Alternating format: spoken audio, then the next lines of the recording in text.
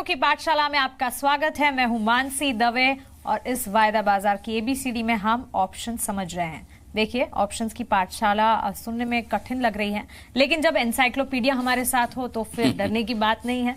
जी business के managing editor ही हमें option समझा रहे हैं। आई होप कि समझ में आ रहा होगा। पिछली क्लास जो थी बाउंसर लगे थोड़े मुझे बहुत ही ऐसे डिफिकल्ट लगा, लेकिन आगे बढ़ते हैं और रिवाइंड करके भी देख रहे हैं वो क्लासेस और धीरे धीरे मुझे लगता है बेसिक से समझ में भी आ जाएगी हम सबको। ठीक है। ये क्या एक फ्यूचर के लिए एक ही ऑप्शन होता है? एक फ्यूचर के लिए एक ही ऑप्शन होता है ऐसा? जी नहीं। पहली बात, ऑप्शन फ्यूचर के लिए होता ही नहीं। फ्यूचर और ऑप्शन तो नहीं, ऑप्शन जो भी होता है वो किसी स्टॉक के लिए या इंडेक्स के लिए होता है। करेक्ट। फ्यूचर भी किसी स्टॉक या इंडेक्स का होता है। हाँ, तो बेसिक मत भूलिए। हाँ। जो भी ऑप्शन होगा वो भी किसी स्टॉक का होगा या इंडेक्स का होगा, किसी निफ्टी का होगा, किसी रिलायंस का होगा, किसी एचडीएफसी या जस्ट डायल का होगा। हाँ। उनका फ्यूचर भी होगा, उन्हीं का ऑप्शन भी होगा। अब एक ही होता है क्या? इसका एक तरीका है। पहली बात, हर एक फ्यूचर के हर एक स्टॉक के या इंडेक्स के दोनों तरह के ऑप्शन होंगे, पुट ऑप्शन भी और कॉल ऑप्शन भी।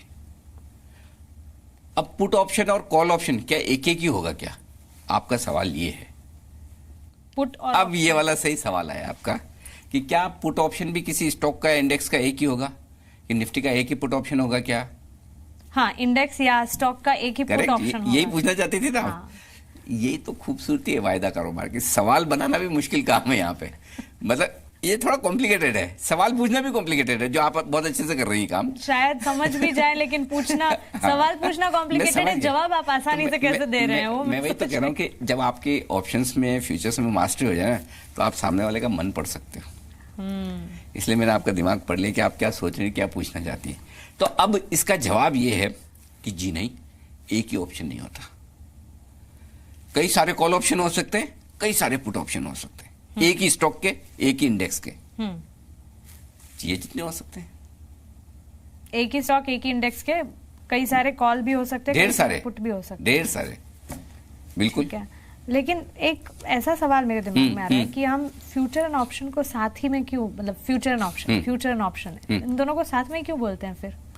हाँ, साथ में इसलिए बोलते हैं कि दोनों ही वायदा कारोबार की कड़ी है। बेसिकली इसका नाम है डेरिवेटिव्स। ये जो बाजार है पूरा, ये डेरिवेटिव्स या वायदा कारोबार है। अब डेरिवेटिव्स कारोबार के, वायदा कारोबार के दो सेगमेंट है। एक सेगमेंट है फ्यूचर, जो आसान वाला, सब सीख गए फटाफट। दूसरा जो मुश्किल वाला अब कर रहे हैं हम, ऑप्शंस। इसलिए फ्यूचर्स एंड ऑप्शंस भी बोलते हैं, एफएनओ भी बोलते हैं। और इसलिए हमने एफएनओ की पाठशाला रखी है। तो हम फ्यूचर्स भी सिखा रहे हैं, ऑप्शंस भी सिखा रहे हैं। बट बेसिकली इसको हम वायदा कारोबार की पाठशाला भी रख सकते हैं, है ना। ये दोनों से मिलकर बनी। अब जो आपका पिछला सवाल था कि भाई क्या एक ही ऑप्शन होगा क्या? जी नहीं, अलग अलग ऑप्शन होते हैं। और ये अलग अलग ऑप्शन, पुट या कॉल, कौन से होंगे,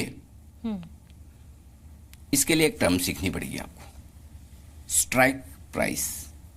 स्ट्राइक प्राइस पहली बार सुना ना, स्ट्राइक प्राइस? हाँ। कोई बात नहीं। समझिए, निफ्टी चल रही है आपकी 11,000। ठीक है। अब आपको कॉल ऑप्शन में ट्रेड करना है। ठीक है। कॉल ऑप्शन क्या है? खरीदने का अधिकार। खरीदने का अधिकार। आप मार्केट में जाएं और आप ये कहें कि मुझे निफ्टी खरीदना है। हाँ। 11,000 में, या मुझे 11,100 में खरीदना है, या 11,200 में खरीदना है। ठीक है जी। तो एक तरीका तो क्या है आपके पास, गए आपने फ्यूचर खरीद लिया और आप तेजी की उम्मीद कर रही हैं। हाँ, तभी आप खरीदने का हक चाहती हैं। जी। ठीक है। तो ऐसी सिचुएशन में आप क्या करेंगी?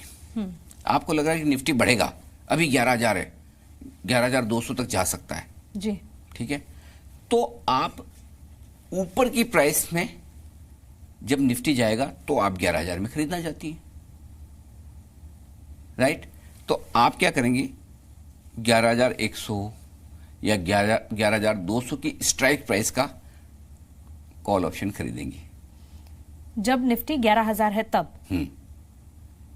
ठीक है, 11,000 की स्ट्राइक प्राइस का कॉल ऑप्शन खरीदूंगी, क्योंकि मुझे लगता है कि अच्छा, आने वाले इससे पहले मैं एक चीज और आपको, अच्छा एक बार इसको भूल जाइए, मैं आपको अलग से समझाता हूँ। पहले ये समझा दूं कॉल और पुट ऑप्शन का तेजी और मंदी से क्या कनेक्शन है, फिर आपको ये स्ट्राइक प्राइस ज्यादा इजी समझ में आएगी।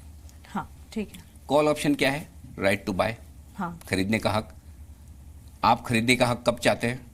जब तेजी की संभावना हो, भाव बढ़ने की संभावना हो। बिल्कुल। तो आपको तेजी करनी है तो क्या करना है? Call Call। ऑप्शन खरीदना है। पुट ऑप्शन का मतलब क्या है?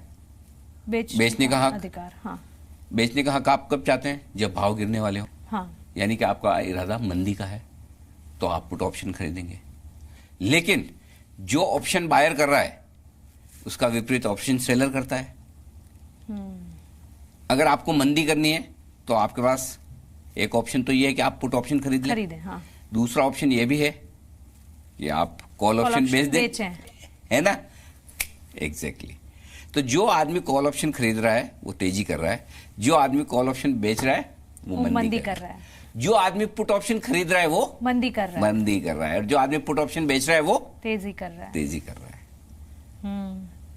तो आप एक ही ऑप्शन में तेजी और मंदी भी कर सकते हैं, दूसरे में भी तेजी और मंदी कर सकते हैं, कॉल में भी तेजी मंदी कर सकते हैं, पुट में भी तेजी मंदी कर सकते हैं, और फ्यूचर्स में तो कर ही सकते हैं।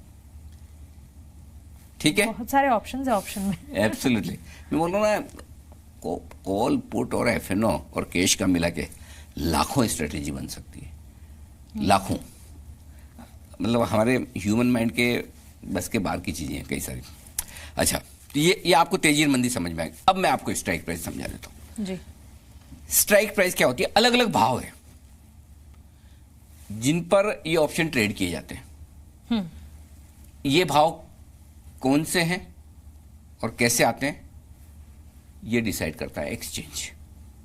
समझिए, निफ्टी है, 11,000 चल रहा है जी। निफ्टी की स्ट्राइक प्राइस हर 50 पॉइंट पर है। अच्छा, इसकी स्ट्राइक प्राइस का भी कोई ऐसे डिसाइडेड फैक्टर है कि 50 पॉइंट पे ऐसा? बिल्कुल, निफ्टी की 50 पॉइंट फिक्स है। 11,000, उसके बाद 11,050 का ऑप्शन ट्रेड करेगा, उसके बाद 11,100 का ट्रेड करेगा, या 10,950 का करेगा, 10,900 करेगा, 10,850 करेगा। ठीक है, तो जब 11,000 हर 50 पॉइंट नीचे ऑप्शन की स्ट्राइक प्राइस होगी, कॉल की भी होगी, पुट की भी होगी।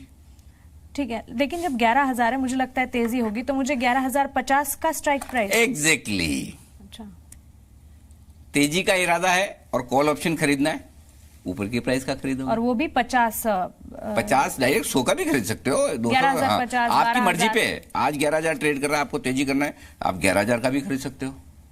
ठीक है, 11,050 खरीदो, 11,100 खरीदो, 11,200 खरीदो। ये कौन सा खरीदना है ये हम आगे बताएंगे जब आप थोड़ा ट्रेडिंग करने लायक हो जाएंगे, अभी तो समझिए खाली। ठीक है।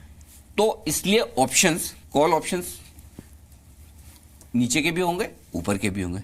ठीक उसी तरह पुट ऑप्शन भी 11,050 के भी होगा, 11,100 का भी होगा, 11,200 का भी होगा, 10,800 का भी होगा, 10,850 का भी होगा, 10,900 का भी होगा।